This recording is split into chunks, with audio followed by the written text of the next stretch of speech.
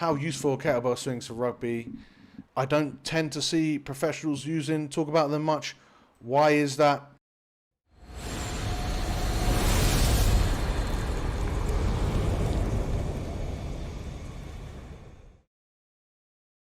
Now, I'm not going to be too brutal on this.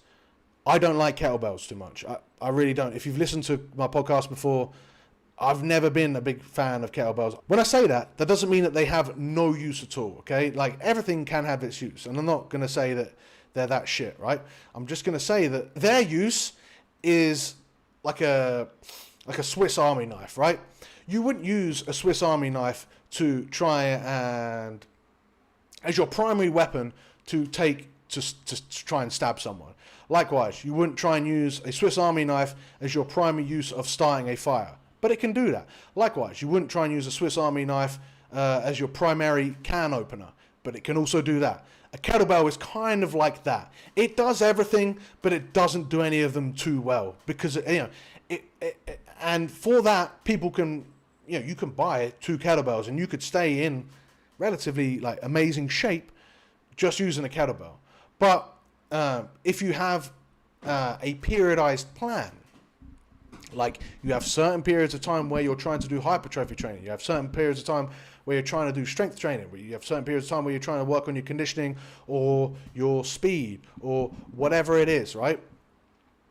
Then the kettlebell sort of comes a little bit semi-redundant, because now you know exactly what you're going to achieve, and you probably can find the more appropriate tools to go about achieving that, right? So let me give you an example. If you know that you're in a hypertrophy phase right now, you could probably use the kettlebell quite well for, rowing movements. But then again, you've just told me you've got 18 to 24 kilograms.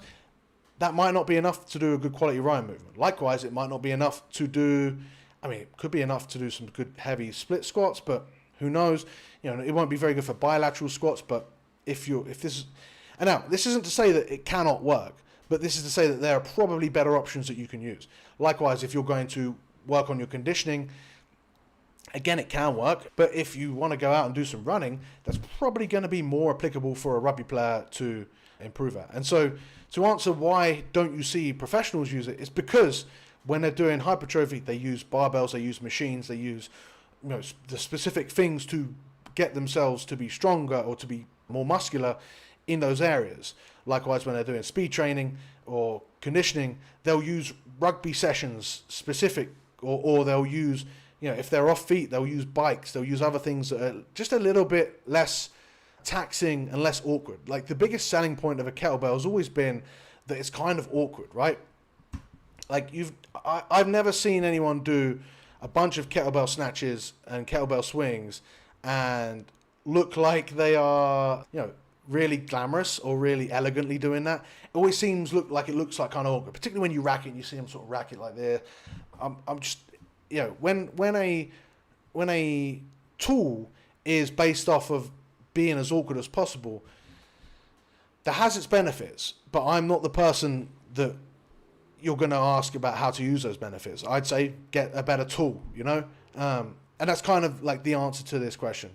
That's why you don't see a lot of professionals using it.